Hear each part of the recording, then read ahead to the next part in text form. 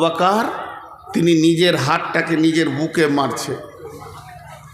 বুকে মারছেন আর কি বলছেন, আবু বকর মুনাফিক, আবু বকর মুনাফিক, আবু বকর তুই মুনাফিক।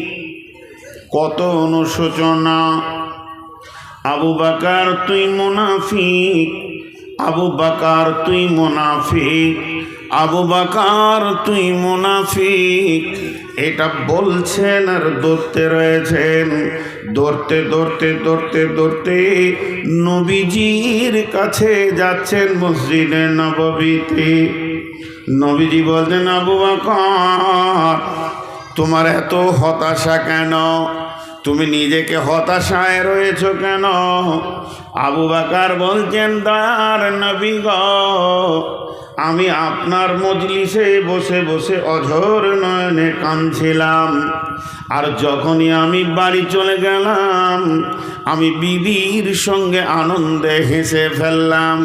তো আমার বিবেক আমাকে বলছে, আবু বকর তুই এখনই নয়ন ভরে নয়নের জলে অশ্রুসিক্ত আঁখিতে আল্লাহর ভয়ে ভয়ে কাঁদছিলি, আবার এখনই তুই দাঁত বের করে বিবির সঙ্গে খিলখিল করে হাসছিস। এ আচরণ কেন তোর হয়? তাই আবু বকর বলছেন, নবী গো, আমি নিজেকে সন্দেহ করছি আমি মুনাফিক।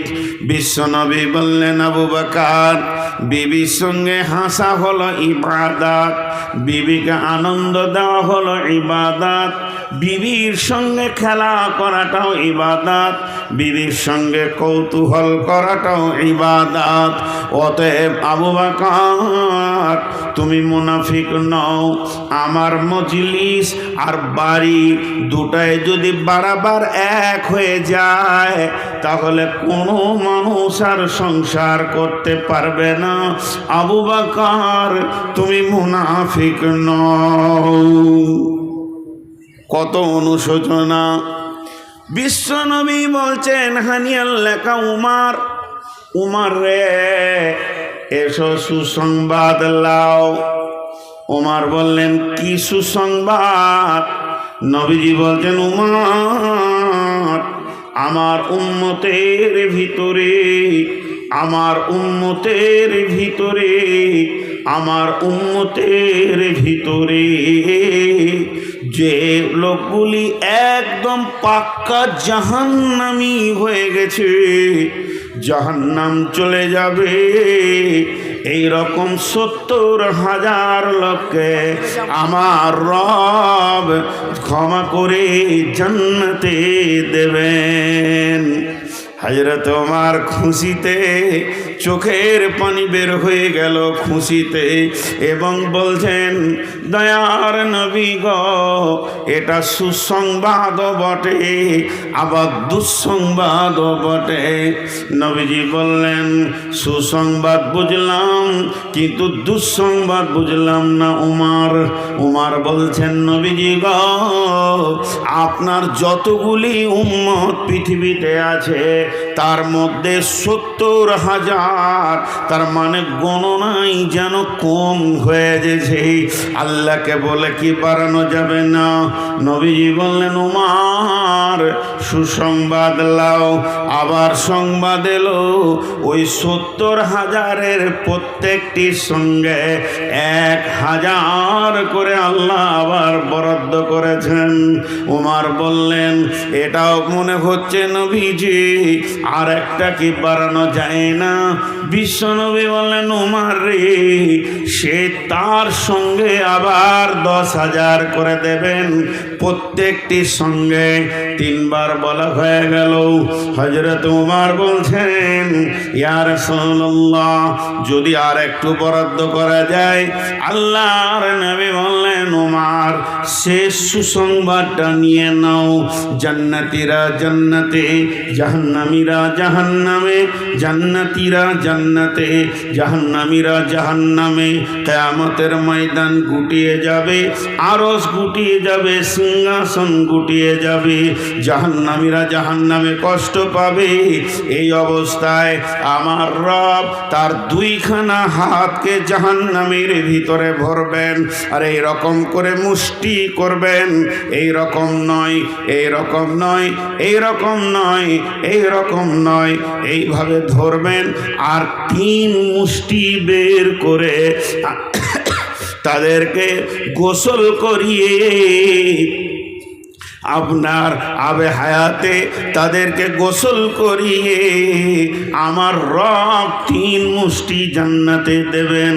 উমর রে, ওই মুষ্টিটা এমন হবে যার ভিতরে কালেমা ছিল, ঈমান ছিল না, শিরকের ময়দানে পা দেয়নি, ওই লোকটাও ওই মুষ্টির ভিতরে চলে আসবে। এবার উমরের ভাষাটা শুনেন। উমর টুকরে কেঁদে উঠলেন খুশিতে, আর বলছেন, ইয়া রাসূলুল্লাহ, আপনি দোয়া করে দেন আমি উমর যেন আল্লাহর মুষ্টিতে চলে আসতে পারি। অনুসূচনা কি ছিল? আমি একটা জায়গা নিয়েছি, গোটা ঘটনাটা শোনানোর একটাই উদ্দেশ্য। যার ব্যাপারে রসুল বলছেন লাউ কানা বাদি নবিয়ান, আমার পরে যদি কেউ নবী হতো, কানা লাহু উমার, সেটা উমার হতো। তাহলে ওই লোকটা আবার বলছে, ইয়া রাসূলুল্লাহ আপনি দোয়া করেন যেন আমি মিষ্টির ভিতরে চলে আসতে পারি। তার অনুসূচনাটা কি ছিল? নিজেকে কি ভাবতো? নিজেকে কত হিয়ানত ভাবতো, কত হেকারত ভাবতো। আর আমরা দোয়া তো সবটা জানি না, নামাজটা রুকু সাজদা কেমন করতে হবে আমার জানা নাই, এবং কোন জায়গায় কোন দোয়া পড়তে হবে সেটাও জানা নাই।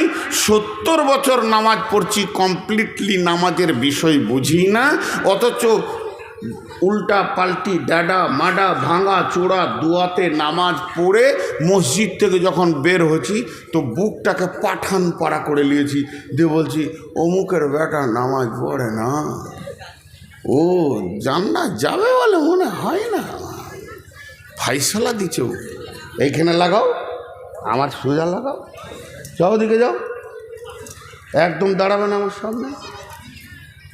এই 4টাকেও সরাতে হবে যে পজিশনে দিয়েছো তোমরা, আর কোনো দিন আমার সামনে এইভাবে দেবে না। আমি এগুলো পছন্দ করছি না। আগামী বছর থেকে নতুন ডেট নিলে 4-5টা নিয়ম, তার মধ্যে একটা হচ্ছে ইউটিউবার থাকবে না। যে জলসা ইউটিউবার থাকবে না ওটা ডেট নিব, না হলে নিব না। আর পারছি না, কি থানবিল দিয়েছে জানেন, আমি জবান দিয়ে বলতে পারবো না। আমি ওই জন্য বললাম যে টপ 10টা কোথায়, ওকে আমি বাংলাদেশেই ধরবো, সিআইডি দিয়ে ধরবো। বাংলাদেশের সিআইডি হেড আমার বন্ধু। কি থানবিল দিয়েছে যেটা আমি জবান দিয়ে বলতে পারছি না। আমি এত বক্তা এত কথা বলি স্বামী স্ত্রী, তারপরও কি নোংরা নোংরা ভাষা।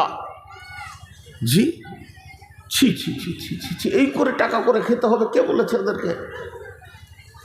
কোথায় নোংরা শুইয়ে দিয়েছে, কি করেছে কি করেছে।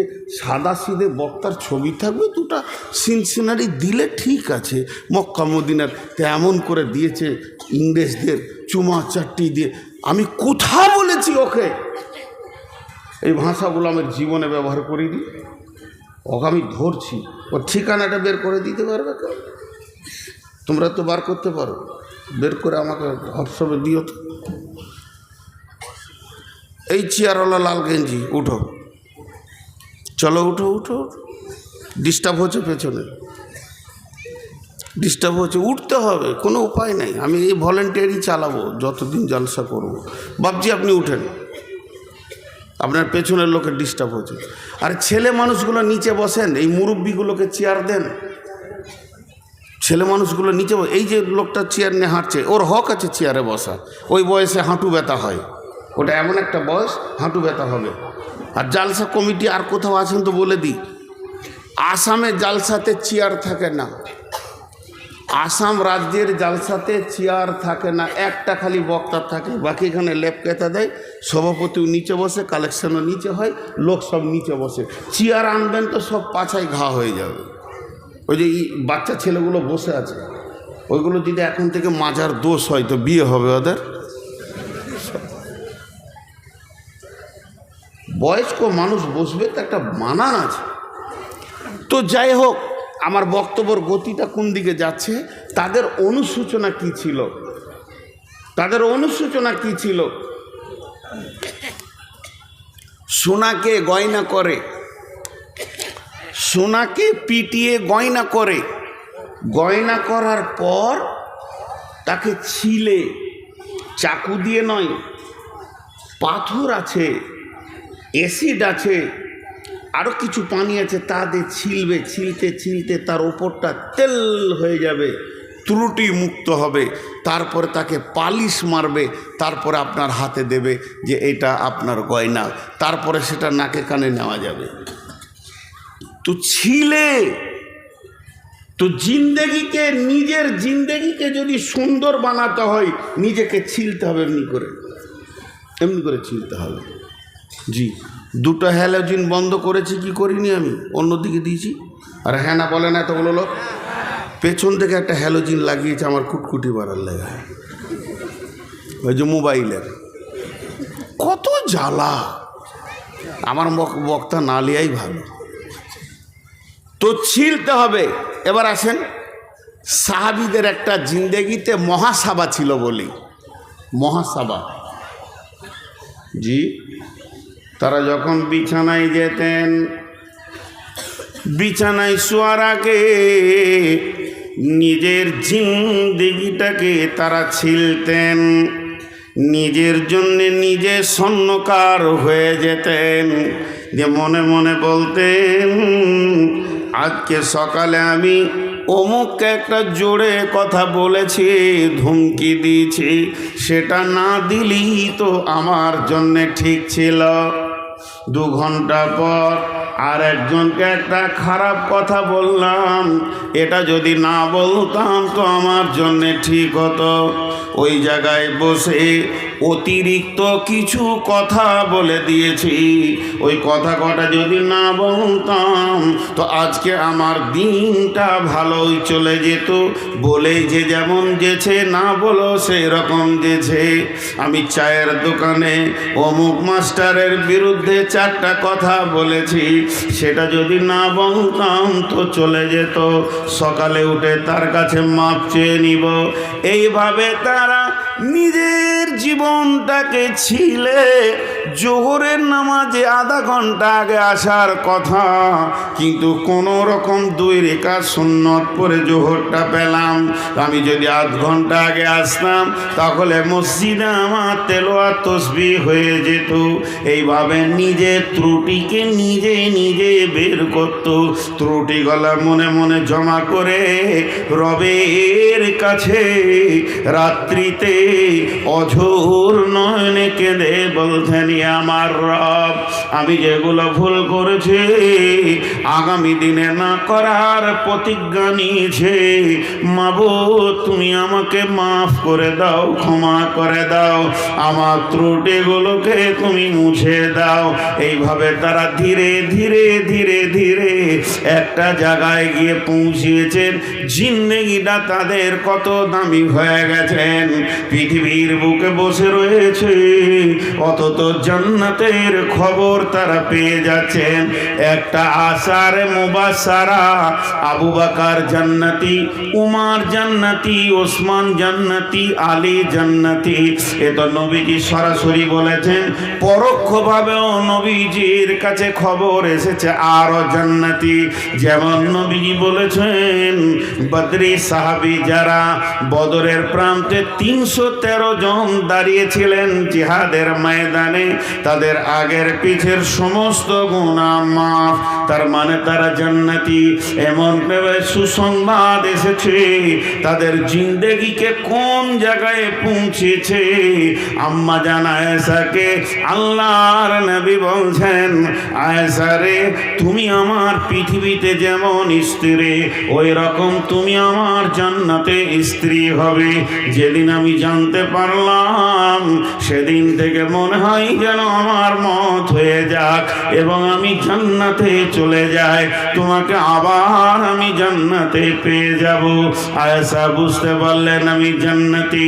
এইভাবে আল্লাহ তাবারাক ওয়া তাআলা পরোক্ষভাবে বহু জান্নাতি ঘোষণা করেছেন, কারণ তারা নিজের জিন্দেগিকে ছিলে ছিলে সোজা করেছি।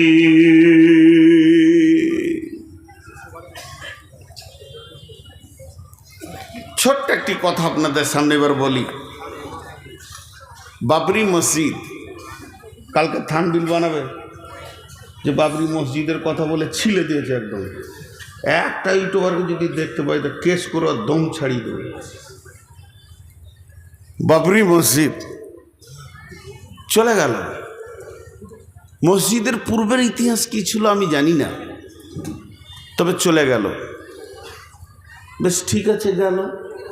যতটা দুঃখিত আমি আপনি, অতটা দুঃখিত আমিও।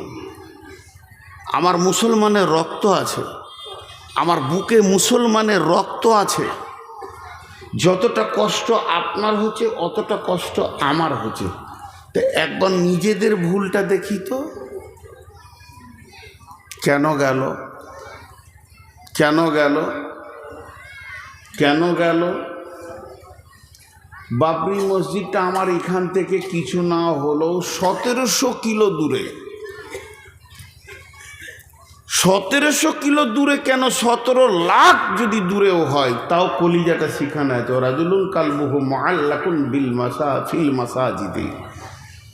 ওই লোকটা আরশের ছায়াতে থাকবে যার দিল মসজিদে টাঙা থাকবে। পৃথিবীর মসজিদ আমার হৃদয়ে আছে যত দূরেই হোক, কিন্তু আপনার বাড়ির পাশের মসজিদটা কোন পার্টি বলেছিল ঢুকিস না? ওই পার্টিটার নাম বলেন। আপনার বাড়ির পাশ থেকে ফিতে ধরে যেটা সব থেকে নিকট মসজিদ, বিজেপি বলেছে, বজরং বলেছে, শিবসেনা বলেছে, তৃণমূল বলেছে, সিপিএম বলেছে, কংগ্রেস বলেছে, এসোসিয়াই বলেছে। কে বের করেছে এই মসজিদ থেকে আপনাকে? বিসমিল্লাহির রহমানির রহিম।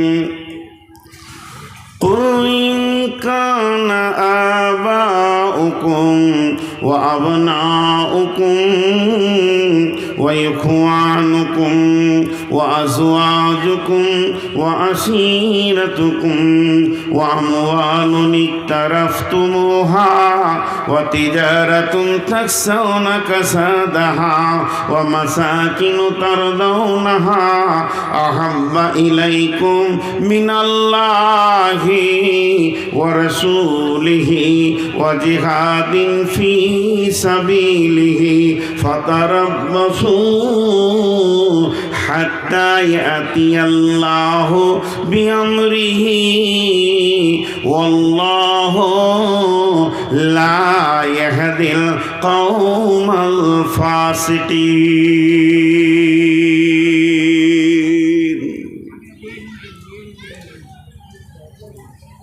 বলেন, আমি এবার গভীর তথ্য দিকে যাচ্ছি যে মুসলমান তোমাদের কাছ থেকে এগুলো যাচ্ছে কেন। আল্লাহ বলে দিয়েছেন, কোরআন প্রতিদিন আপডেট হয়। কোরআনেই লেখা আছে ফিহা কুতুবুন কাইয়্যিমা। এটা প্রতিষ্ঠিত কিতাব যা কিয়ামতের পশ্চিম দিকে সূর্য ওঠা পর্যন্ত একই পাওয়ারে দাঁড়িয়ে থাকবে, যে পাওয়ারটা রাসূলুল্লাহ সাল্লাল্লাহু আলাইহি ওয়াসাল্লামের জামানায় ছিল। এর পাওয়ার শৈথল্য হবে না, এবং প্রতিটি জামানায় প্রতিটি দিন প্রতিটি সকালে আপডেট দেবেই এবং বিশ্বকে তার মোকাবেলার কথা শিখাবে। এখন বলেন, আল্লাহ তাবারাক ওয়া তাআলা বলছেন, হে আমার গোলাম, কখন তোমাদের ওপরে বিপর্যয় আসবে, কখন তোমরা হেয় প্রতিপন্ন হবে। রাসূলুল্লাহ সাল্লাম বলছেন এই উম্মতের বিপর্যয় হচ্ছে পৃথিবীর বাদশাকে, প্রশাসনকে, প্রধানমন্ত্রীকে তাদের বিরুদ্ধে বানিয়ে দেওয়া হবে। তাদেরকে দেখতে পারবে না, তাদেরকে মেনে নিতে পারবে না, এমন মিজাজের বানানো হবে। কখন বানানো হবে? আল্লাহ তাবারাক ওয়া তাআলার রাসূল বলছেন ওয়া ইয়াকা ওয়াল মাসিয়া ফা ইন্না বিল মাসিয়াতি হাল্লুন সাখাতুল্লাহ ওয়া ইয়াকা ওয়াল মাসিয়া ফা ইন্না বিল মাসিয়াতি হাল্লুন সাখাতুল্লাহ।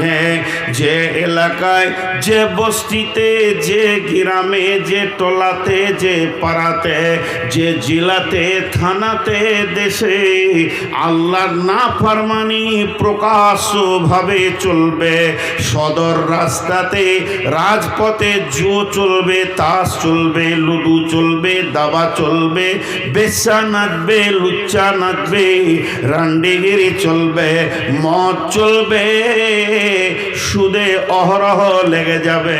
আমার উম্মত এইগুলো নিয়ে মাতোয়ারা হয়ে যাবে। তখনই আল্লাহর মদদ তাদের কাছ থেকে চলে যাবে।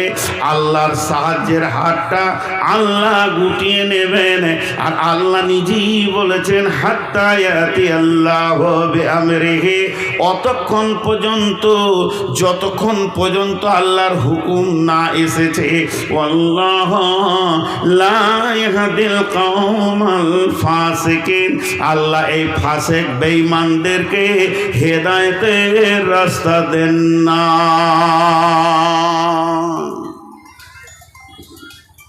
তারা 8টা জিনিসকে ভালোবাসবে 3টের তুলনায়। 8টা জিনিসকে নিয়ে মাতোয়ারা হয়ে থাকবে 3টের তুলনায়। জি, আবার বলছি 8টা জিনিসকে ভালোবাসবে 3টের তুলনায়। কোরআন থেকে বলছি। এখন একটা উদাহরণ দিব। একটা দাঁড়ির 2টা পাল্লা। এক পাল্লাতে ওই 1 গ্রামের বাটখারা, 1 গ্রাম ছোট্ট 1 গ্রামের বাটখারা 8টা রাখা আছে। তোমার ওজন হলো 8 গ্রাম, 10 গ্রামও হয়নি। আর একটা পাল্লাতে কুইন্টলের বাটখারা 3টে রাখা আছে। এরা গণনায় 3টে, এরা গণনায় 8টা। গুনতিতে বাম পাল্লাটা বেশি, গুনতিতে ডান পাল্লাটা কম, কিন্তু ওজনে কে বেশি? জোরে বলেন। 3টে। তো ওজনে যে 3টে বেশি, এটা বলবে কে? তার নাম কি? কাঁটা। কে বলবে? কাঁটা কোন দিকে ঝুঁকবে? 3টের দিকে না 8টার দিকে? 3টের দিকে কাঁটা যখন তোলা হবে পাল্লাটা, তা 3টের দিকে এমনি করে বলবে দেখ আমি ঠিক বলছি, এরাই বেশি। যদি কাঁটাটা 8টার দিকে ঝুঁকে, যদি ঝুঁকে, এখন ওই কাঁটাটাকে ইমানদার বলবেন না ফাসেক বলবেন? কোনটা বলবেন বলেন? কাঁটাটাকে আপনি কি বলবেন? ও বেঈমান না ইমানদার? বেঈমান। আল্লাহ ওটাই বলছে।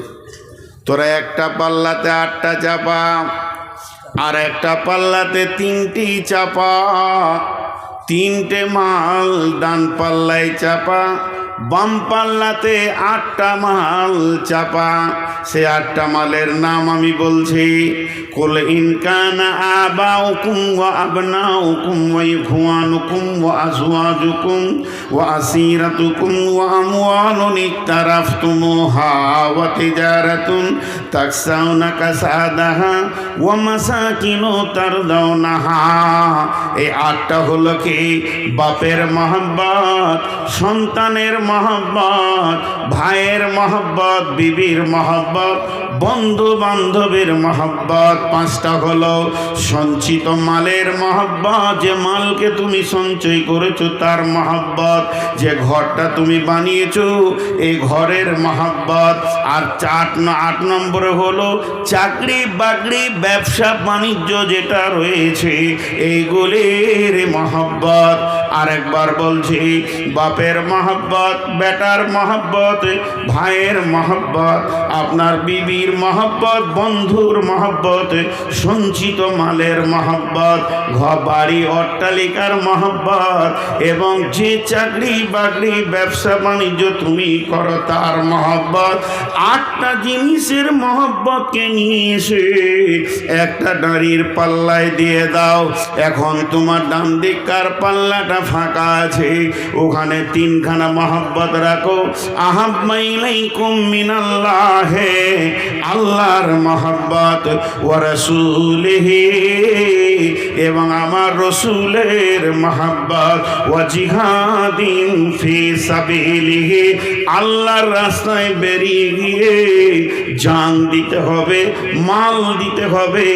আল্লাহর জিহাদকে মহব্বত করে মেনে নিব, আল্লাহর রাস্তায় শ্রম দিব, মেনে নিব, পৃথিবীর মুখে লাত মেরে দিব, যেটা সাহাবীরা করেছেন। এই 3খানা মহব্বত তুমি চাপাও। হে পৃথিবীর মুসলমান, এবার তোমার দিলের ভিতরে একটি কাঁটা আছে, দাঁড়িটা ওপর দিয়ে মনে মনে মনে মনে তোলো। এবার দেখো তোমার দিলের কাঁটাটা 3 দিকে যেছে না 8 দিকে যেছে।